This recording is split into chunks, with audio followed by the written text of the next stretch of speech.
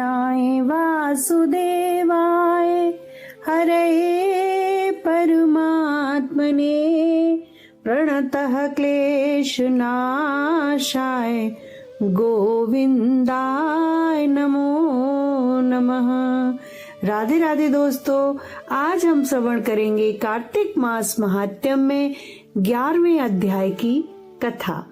एक बार सागर पुत्र जालंधर अपनी पत्नी वृंदा सहित असुरों से सम्मानित हुआ सभा में बैठा था। तभी गुरु शुक्राचार्य वहां आ गए। उनके तेज से सभी दिशाएं प्रकाशित हो गईं। गुरु शुक्राचार्य को आता देखकर सागर पुत्र जालंधर ने असुरों सहित उठकर बड़े आदर से प्रणाम किया। गुरु शुक्राचार्य ने उन्हें उन सबको आशीर्वाद दिया। फिर जालंधर ने भी उन्हें एक दिव्य आसन पर बैठाकर स्वयं भी आसन ग्रहण किया।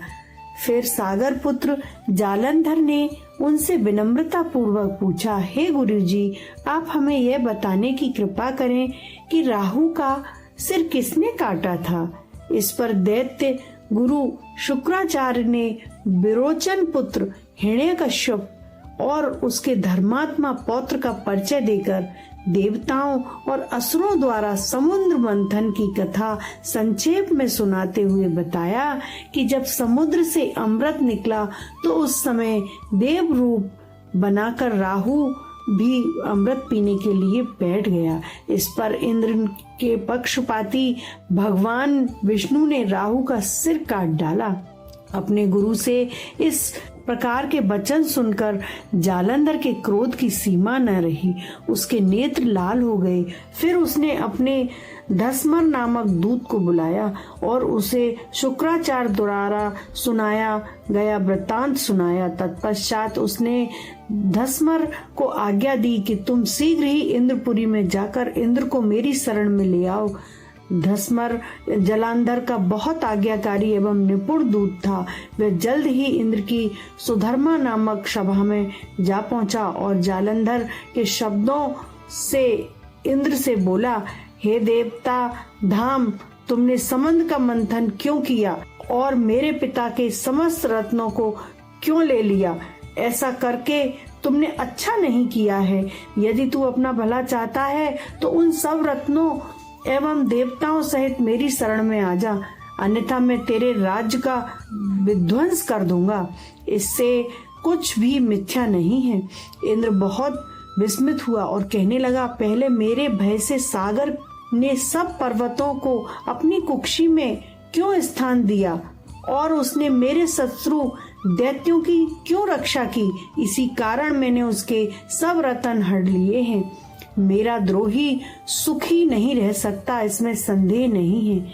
इंद्र की ऐसी बातें सुनकर दूत शीघ्र ही जालंधर के पास आया और सब बातें कह सुनाई। उसके सुनते ही वह दैत्य क्रोध के मारे उसके होठ फड़फड़ाने लगे और वह कहने लगा, देवताओं पर विजय प्राप्त करने के लिए उसने उद्योग आरंभ कर दिया। फिर तो सब दिशाओं पाताल से करोड़ों दैत्य उसके पास आ गए। शुंभ निशुंभ आदि करोड़ों सेनापतियों के साथ जालंधर इंद्र से युद्ध करने लगा। शीघ्र ही इंद्र के नंदन वन में उसने अपनी सेना उतार दी। वीरों की शंख ध्वनि और गर्जना से इंद्रपुरी गूंज उठी। अमरावती छोड़ देवता युद्ध करने चले। भयानक मार काट हुई। असुरों के गुरु आचार्य शुक्र अपनी मृत संजीवनी विद्या से देवगुरु बृहस्पति द्रोणागिरी से औषधि लाकर जिलाते रहे। इस प्रकार जालंधर ने क्रुद्ध होकर कहा कि मेरे हाथ से मरे हुए देवता जी कैसे जाते हैं? जिलाने वाली विद्या तो आपके पास है। इस पर शुक्राचार्य ने देवगुरु द्वारा द्रोणाचार्य से औषधि लाकर देवताओं को जिलाने की बात कह दी।